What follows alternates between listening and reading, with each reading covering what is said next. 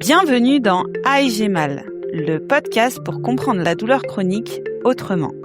Si la douleur fait partie de ta vie, depuis peu ou depuis longtemps, tu sais à quel point elle peut prendre de la place. Ici, je partage un mélange de vécu, de recherche et de rencontres, mais aussi une autre façon de regarder ce que nous traversons.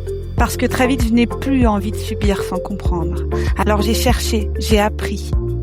Et aujourd'hui, j'ai envie de partager ce chemin avec toi. Alors installe-toi confortablement et je te souhaite une très bonne écoute.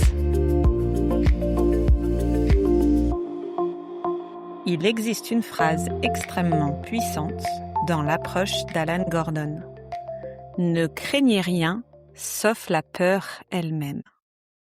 Et au premier abord, cette phrase peut plutôt sembler étrange. Parce que lorsque l'on vit avec des douleurs chroniques, tout semble justement tourner autour de la douleur.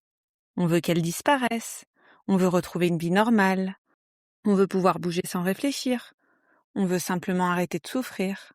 Alors entendre que la peur joue un rôle central peut être difficile à comprendre. Et pourtant, c'est probablement l'un des concepts les plus importants de l'approche neuroplastique. Car selon Alan Gordon, c'est pas uniquement la douleur qui entretient le problème. C'est surtout la peur que le cerveau associe à cette douleur. La peur qu'elle empire, la peur qu'elle revienne, la peur que quelque chose soit abîmé, la peur de ne jamais guérir, la peur de perdre le contrôle de son propre corps, la peur de ne plus pouvoir vivre normalement. Et plus cette peur grandit, plus le cerveau reste en état d'alerte. Le système nerveux devient alors hypersensible. Le cerveau surveille constamment le corps. Chaque sensation devient suspecte. Chaque inconfort semble potentiellement dangereux. Et petit à petit, le cerveau entre dans une logique de protection. Et c'est précisément ce cercle que nous allons explorer dans cet épisode. Parce que lorsque l'on comprend enfin comment fonctionne la peur, on commence aussi à comprendre pourquoi certaines douleurs persistent malgré des examens rassurants, malgré les traitements, malgré le repos. Dans cet épisode, on va voir ensemble ce qu'est réellement la peur, pourquoi elle existe, comment elle agit dans le cerveau et le corps, pourquoi deux personnes peuvent réagir différemment face à une même sensation, et pourquoi il est parfois si difficile d'accepter qu'elle puisse jouer un rôle majeur. Alors avant de parler de douleur neuroplastique, il faut comprendre quelque chose d'essentiel. La peur n'est pas un problème. La peur, c'est un mécanisme de survie extraordinaire. Sans elle, l'être humain n'aurait probablement jamais survécu. Depuis toujours, notre cerveau a été programmé pour détecter les dangers et nous protéger. Pendant des milliers d'années, notre survie dépendait de notre capacité à repérer rapidement les menaces. Un bruit étrange dans la forêt, un animal dangereux, une personne agressive, un environnement instable. Le cerveau devait constamment se demander « Suis-je en sécurité ? Y a-t-il un danger ? Dois-je fuir ? Dois-je me protéger ?»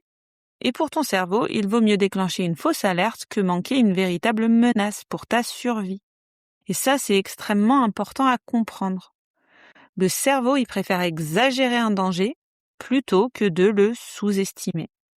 Parce que son objectif principal, c'est pas notre confort. Son objectif, c'est notre survie. Autrement dit, il préfère 1000 fausses alertes plutôt qu'un seul danger ignoré. Et on peut observer ce mécanisme dans des situations très banales du quotidien.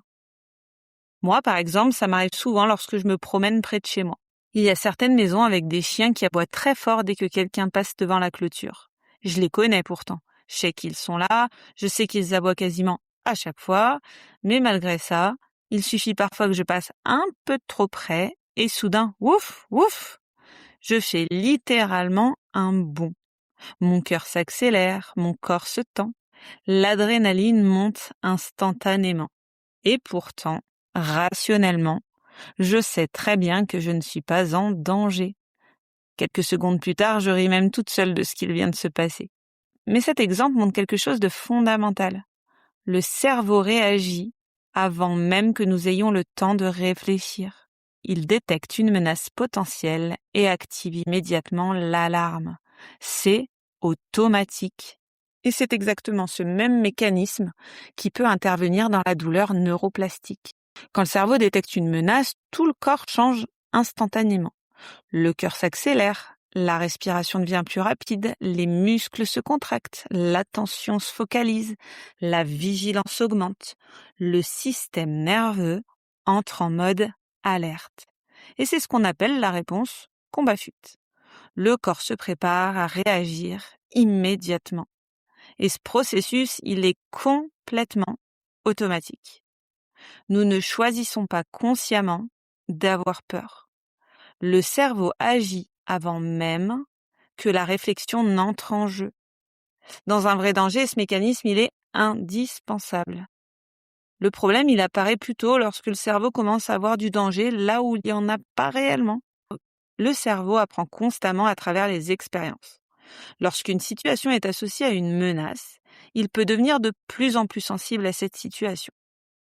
Par exemple, une personne qui a vécu une forte douleur au dos peut commencer à craindre certains mouvements. Au départ, cette réaction elle est plutôt logique. Le cerveau il veut éviter une nouvelle souffrance. Mais progressivement, il peut devenir excessivement protecteur. Il commence alors à surveiller le corps en permanence. Attention à ce mouvement. Attention à cette sensation. Quelque chose pourrait arriver si je ne fais pas attention. Et plus cette vigilance augmente, plus le système nerveux devient sensible. La moindre tension prend de l'importance. La moindre sensation paraît suspecte. Et petit à petit, tout l'organisme peut entrer dans une logique de protection chronique. J'aime bien l'image d'un mur de Lego pour expliquer ça. Comme si, au fil des années, le cerveau avait construit un immense mur de protection. Chaque brique représente une peur, une ancienne douleur, une remarque inquiétante, une mauvaise expérience, une période de stress, une incertitude, ou tout simplement un souvenir difficile. Le problème, c'est que plus le mur grandit, plus le cerveau se dit « s'il y a autant de protection, c'est qu'il doit forcément exister un danger important ». Alors, il continue de surveiller, d'anticiper et de scanner, de faire son boulot, quoi. Et ce mur qui était censé nous protéger, il finit plutôt par nous enfermer. Et du coup, tout le travail consiste à aller retirer progressivement certaines briques. Pas brutalement, pas en forçant, mais en permettant peu à peu au cerveau de découvrir qu'il est peut-être plus en sécurité qu'il ne le croyait. Et ça, c'est un apprentissage qui demande du temps, de la douceur et beaucoup de patience. Et c'est ici qu'on comprend quelque chose de fondamental. Deux personnes peuvent vivre exactement la même situation et réagir de manière totalement différente. Alors imaginons deux personnes qui ressentent soudainement une douleur dans le dos en se penchant. La première pense « Je me suis probablement un peu tendue, ça va passer ». Elle continue sa journée, son cerveau ne déclenche pas une alarme majeure. Passons à la deuxième personne. Cette deuxième personne, elle pense « Et si c'était grave ? Et si mon dos était abîmé ? Et si cette douleur restait toute ma vie ?» À cet instant, le cerveau entre en mode, je te laisse deviner, danger. Les muscles se crispent, l'attention se fixe sur le dos. Chaque sensation est analysée, chaque mouvement. Et souvent, qu'est-ce qui se passe ? La peur, elle augmente. Et souvent, qu'est-ce qui se passe ? La douleur, elle augmente. Pas parce que le corps est plus endommagé, mais parce que le cerveau considère désormais la situation comme menaçante et dangereuse. Et c'est essentiel de comprendre ça. Le cerveau n'interprète pas uniquement les sensations physiques. Il interprète aussi leur signification. En quelque sorte, ce que tu te racontes. Alors on pourrait se poser la question, pourquoi est-il si difficile d'accepter que la peur joue un rôle ? Et je crois qu'il y a une raison plutôt simple à cette résistance. Beaucoup de personnes entendent que la peur joue un rôle revient immédiatement à entendre « donc c'est dans ma tête, donc j'invente ma douleur, donc ma souffrance n'est pas réelle ». Et évidemment, quand on souffre depuis des mois ou des années, cette idée, elle peut être profondément blessante. Et là, si tu veux explorer un petit peu plus cette partie-là, je t'invite à aller écouter l'épisode précédent sur le psychosomatique. Donc, je reviens à mes moutons. Quand on souffre depuis des mois ou des années, cette idée, elle est blessante, parce que la douleur, elle est réelle, tu la sens et tu la vis au quotidien. Elle te fatigue, elle te limite et elle bouleverse ta vie au quotidien. Alors quand on parle du cerveau, du système nerveux, des émotions, on peut avoir l'impression qu'on minimise cette souffrance. Mais ce n'est absolument pas ce que propose l'approche neuroplastique. Au contraire. Elle reconnaît pleinement que la douleur, elle est réelle. Elle remet pas du tout ça en question. Elle propose simplement une autre façon de comprendre les mécanismes qui peuvent l'entretenir. Et cette nuance, elle est fondamentale. Pendant longtemps, on nous a appris une vision très mécanique du corps. Si j'ai mal, c'est qu'il y a forcément quelque chose de cassé. Alors parfois c'est vrai, mais pas toujours. Et c'est souvent pas vrai d'ailleurs. Le cerveau, il adore les explications visibles. Une fracture, une inflammation, une blessure identifiable. C'est rassurant. À l'inverse, parler d'un système nerveux hypersensible, d'une alarme devenue trop sensible, ou du rôle de la peur, c'est beaucoup plus abstrait. Et notre cerveau, il aime pas trop ce qu'il peut pas voir. Et personnellement, j'ai mis énormément de temps à comprendre tout ça. Pendant longtemps, dès qu'on évoquait les émotions ou le stress, j'avais l'impression qu'on me disait que c'était pas réel. Alors que tout ce que je ressentais, je le vivais bien, quoi. Ma fatigue, elle était réelle, mes douleurs étaient réelles. Et c'est justement là qu'il existe une immense confusion. Parce que les émotions ont des effets physiologiques extrêmement concrets. Quand on a peur, le cœur, il fait quoi? Il s'accélère. Les muscles, ils font quoi? Ils se contractent et la respiration, elle change. Quand on vit un stress prolongé, les trapèzes se tendent, la mâchoire se crispe, le sommeil devient plus fragile.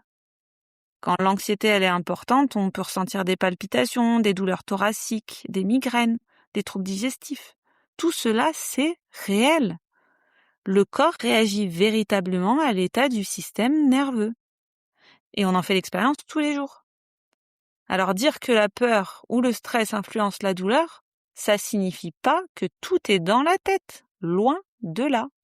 Ça signifie simplement que l'être humain fonctionne comme un tout, avec un cerveau, un système nerveux, des émotions, des pensées, un corps. Tout est interconnecté. Et lorsqu'une alarme reste activée longtemps, le corps il finit lui aussi par rester coincé dans cette logique de protection. Une autre difficulté, c'est que beaucoup de personnes ne se sentent pas particulièrement peureuses. Elles se disent « moi je n'ai pas de peur ». Mais dans la douleur chronique, la peur elle est souvent beaucoup plus discrète. Elle prend la forme de l'hypervigilance, surveiller constamment son corps, éviter certains mouvements, analyser chaque sensation, chercher sans cesse ce qui ne va pas, avoir besoin d'être rassuré. Et avec le temps, tout ça devient tellement automatique qu'on ne l'identifie même plus comme de la peur. Le cerveau fonctionne simplement en mode protection permanente et finalement ça devient une habitude. Et avec le recul, je me rends compte que j'étais moi-même dans cet état. Je pensais être prudente, attentive, à l'écoute de mon corps. Mais en réalité, mon cerveau passait son temps à chercher le danger. Et comme cet état était devenu normal, je le voyais même plus. Et je crois que beaucoup de personnes qui souffrent de douleurs chroniques vivent la même chose. L'hypervigilance, elle finit par devenir un état habituel. Et c'est précisément ce qui rend cette peur si difficile à reconnaître. Elle ne crie pas, elle murmure en permanence. Alan Gordon décrit 3 grandes habitudes qui peuvent maintenir le cerveau dans un état de danger chronique. La première, c'est l'inquiétude. Cette tendance à vouloir anticiper tous les problèmes possibles. Et si ça empirait? Et si je ne guérissais jamais? Et si quelque chose m'échappait? La deuxième, ce sont les exigences démesurées envers soi-même. Cette pression permanente qui pousse à tout contrôler, à toujours faire plus et à ne jamais ralentir. Et enfin, l'autocritique. Cette petite voix intérieure qui répète « Tu devrais mieux gérer, tu exagères, les autres y arrivent, pourquoi pas toi ?» Alors, dans les prochains épisodes, nous prendrons le temps d'explorer chacune de ces habitudes plus en profondeur. Parce qu'elles peuvent toutes contribuer, sans qu'on s'en rende compte, à maintenir le système nerveux dans un état d'alerte. Et je crois qu'au fond, l'un des messages les plus importants de cet épisode, c'est que la peur n'est pas l'ennemi. La peur, c'est simplement un mécanisme de protection. un système que le cerveau a développé pour essayer de nous garder en sécurité. Le problème, il apparaît lorsque cette alarme, elle reste activée tout le temps. Quand le cerveau commence à voir du danger partout, dans une sensation, un mouvement, une émotion, et parfois même dans une simple pensée. Mais ce qui est profondément encourageant dans tout ça, c'est que le cerveau peut aussi apprendre autre chose. Il peut apprendre progressivement qu'une sensation n'est pas forcément une menace, qu'un inconfort n'est pas forcément un danger, et qu'il est possible de retrouver davantage de sécurité, même après des années d'hypervigilance. Alors ça demande du temps, de la patience et beaucoup de douceur envers soi-même. Parce qu'il ne s'agit pas de lutter contre la peur, ni de nier les sensations. Il s'agit plutôt d'aider progressivement le cerveau à comprendre qu'il n'a plus besoin de maintenir l'alarme allumée en permanence. Et dans de prochains épisodes, on ira justement explorer plus en détail certaines habitudes qui entretiennent cet état d'alerte chronique. L'inquiétude, les exigences démesurées envers soi-même, l'autocritique. Parce que parfois, ce ne sont pas seulement les sensations qui épuisent le système nerveux, mais aussi la manière dont on apprend à vivre avec elles.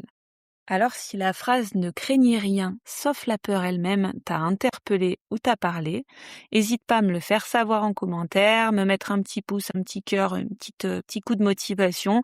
Ça me fait toujours plaisir et ça me motive à continuer le travail que je fais dans ce podcast.